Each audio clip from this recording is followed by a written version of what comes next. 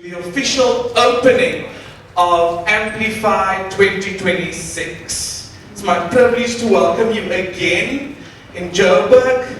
I welcome you to the front, and today again, Sixolile, welcome, and let's all give them a big round of applause.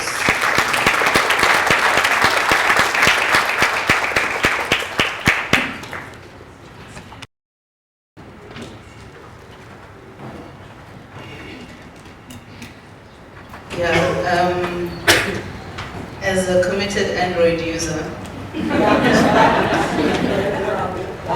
apparently there is a common comment that you will spot on the preschool report cards of Apple users. The comment is normally something along the lines, does not play well with others. Failing to connect in adulthood. What can we say? Sorry, I just had to. Good morning, everyone. Good morning. I like the idea of first get present. So I just like to get present to all of you here. Wow. I mean, I've had many years of training on public speaking, and yet you guys still make me shake. So let's see how we go.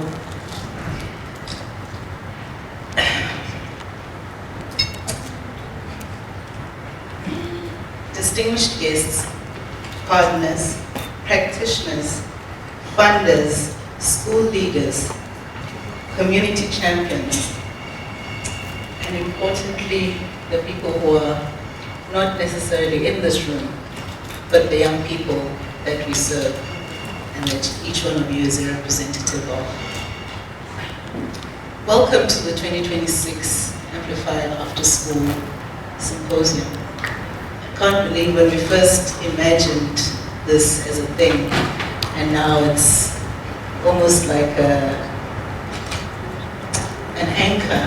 It feels, I think I live from symposium to symposium to kind of see the growth and the expansion that has happened. When we were in Joburg 2 years ago, because I had to also try and remember, it was 2 years. The time does fly. I couldn't quite remember if it was a year ago, 2 years ago when I was planning. And this year we're in Cape Town, the mother city, some of them call it, but also the city that has probably the widest gap between the haves and the have-nots. And where our programs are working is to try and narrow that gap. I think often we wonder, what are we actually up to? And for me, it's a societal service that often goes unthanked, unsupported, unrecognized. And so when we're in a room like this with people who you just naturally have something in common with. I was not nervous when we were doing the icebreaker because I knew whoever I ended up in front of, I could relate to. You know, sometimes in these spaces you're like, is this person even going to get me? Are they even here? Are they even present? But I knew that with this group of people that wouldn't happen. So welcome and thank you for bringing yourselves here and for continuing to bring yourselves each and every single day for the last, what's 365 times 2? I didn't say I was good at mental maths. 700 and something odd, nearly 800 days since we last met. And yet, what I've become clear on for me is that after school is no longer a nice to have. After school is a must have. Because what does it provide really? I'm an accountant, so when we assess an investment, we want to see what are the real benefits of doing this. And I think the words that came up on the screen, they echo some of these sentiments. For one, it's infrastructure. My family's involved in a small little project that we're trying to get off the ground in the Eastern Cape. And since 2012, we've taken an old farm that had sat unused for 30 years and decided that we wanted to do something for the community around us.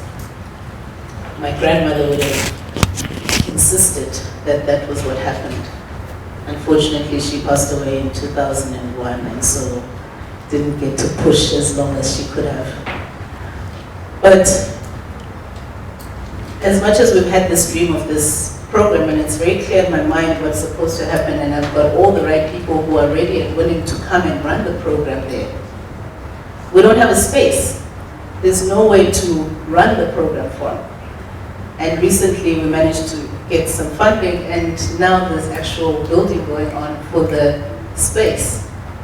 So first and foremost, that is what After School provides, is a place to go. A lot of children out there don't even have a place to go. When they leave school, they think, oh, back to that place where I'm going to get shouted at. I have to dodge the dodgy uncle. I have to, look after my siblings, make sure everyone is fed, everyone's done their homework.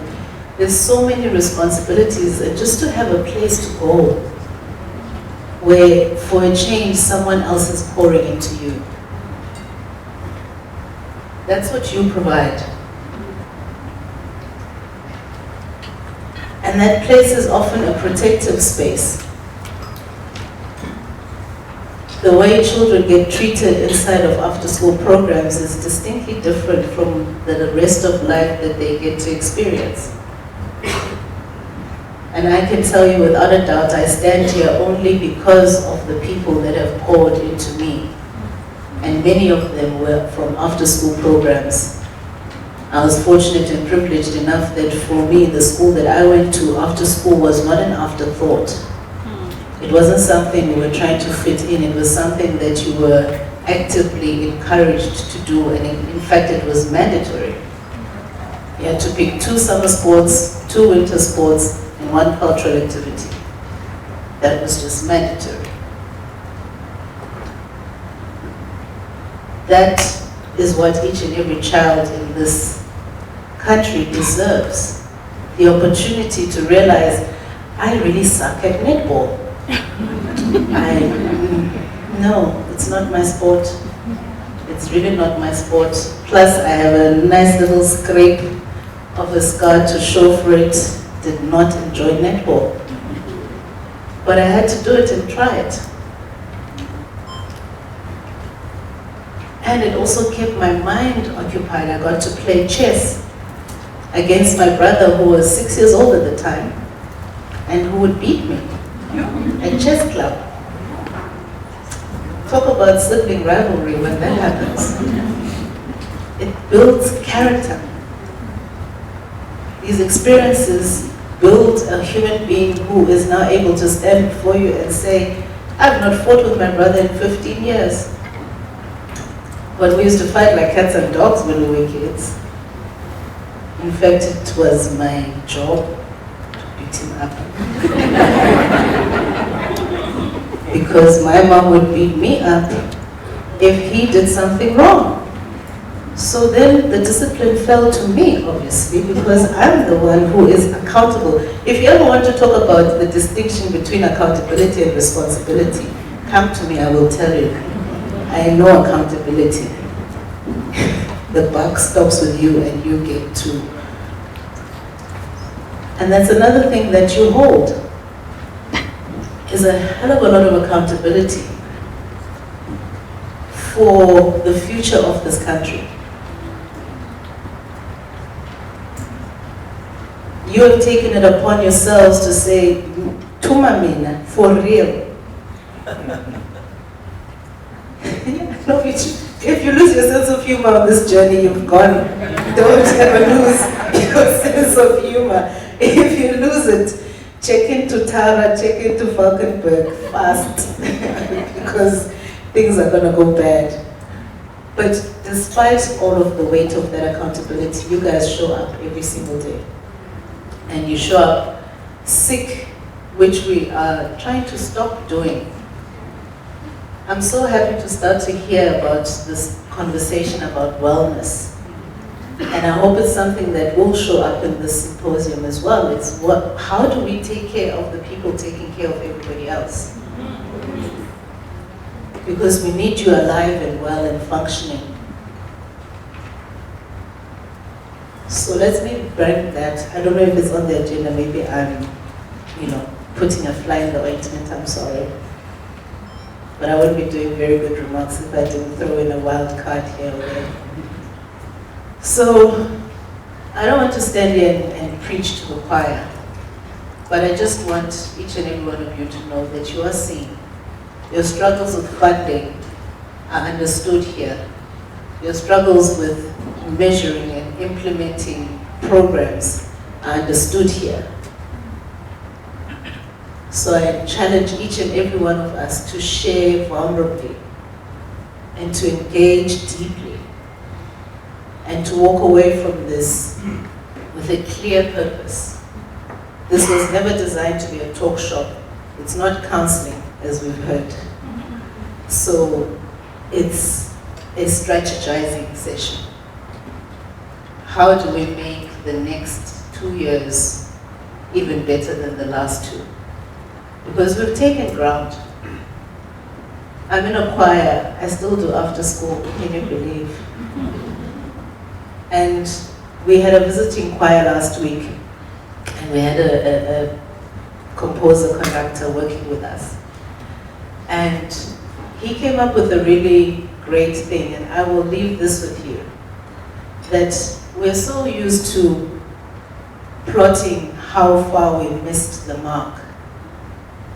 But if every day you just talk about 3 things that you are proud you did well yesterday. When we finished our first round of singing for him, that's what he asked us. He said, so tell me 3 good things that you felt about your performance. There was silence, because for a moment nobody knew what to say. But remember to always count the things that you're doing right. No one is ever going to give you enough credit for those things except yourselves. You know what it took to deliver those things. So remember to always count 3 things that I'm doing right at the moment. Thank you.